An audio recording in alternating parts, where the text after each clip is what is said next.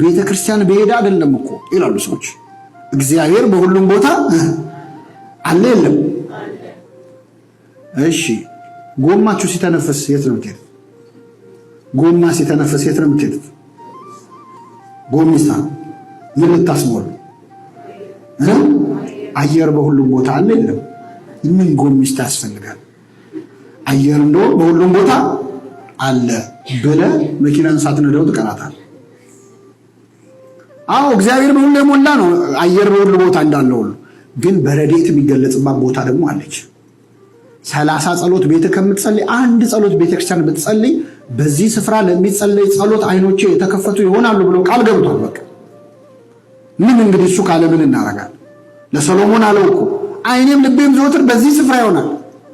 አይ የብሉይ ኪዳን ነው ለሰሎሞን ነው አዲስ ኪዳን አይደለም ካላችሁ ጌታ ምን አለ? ቤቴ ቤተ ጸሎት ቤት ትባላለች። ቤቴ የምን ቤት?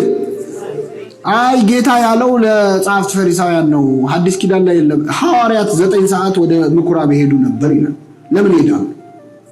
ሊጸልዩ። ስለዚህ እግዚአብሔር የሆነ ቦታ ገስግሰን ሄደን እንድንጸልይ ይፈልጋል። ተራራ በወጣ አይደለም፣ ገዳም ለገዳም በዞር አይደለም። ጌታ ተራራ ለተራራ ሲዞር የነበረው እኔ እኮ በጣም ይገርም ነው። ኢየሱስን እናውቀዋለን ብለው አንዳንድ ሰዎች ገዳም መሄድ አያስፈልግም ተራራ በወጣ አይደለም ይላል። ኢየሱስን ያገኘነው እንግዲህ ተራራ ላይ ነው። እኛ የተራራው ስብከት ሲሰብክ አይደለም? አዎ በታቦር ተራራ ላይ ነው ያየነው ጌታ። ተራራ ምን ያደርጋል? ሰይጣን ምን መሰላችሁ? ሲያቃልልብ እኮ ነው። በቃ ምን ያደርጋል? ሁሉ ነገር መሄድ አያስፈልግም፣ መብላት መንቀሳቀስ አያስፈልግም።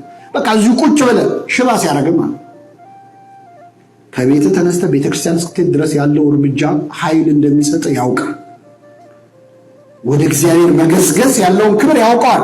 ስለዚህ ምን እዚህ ቁጭ ብለህ እኮ ትደርስበታለህ ይላል።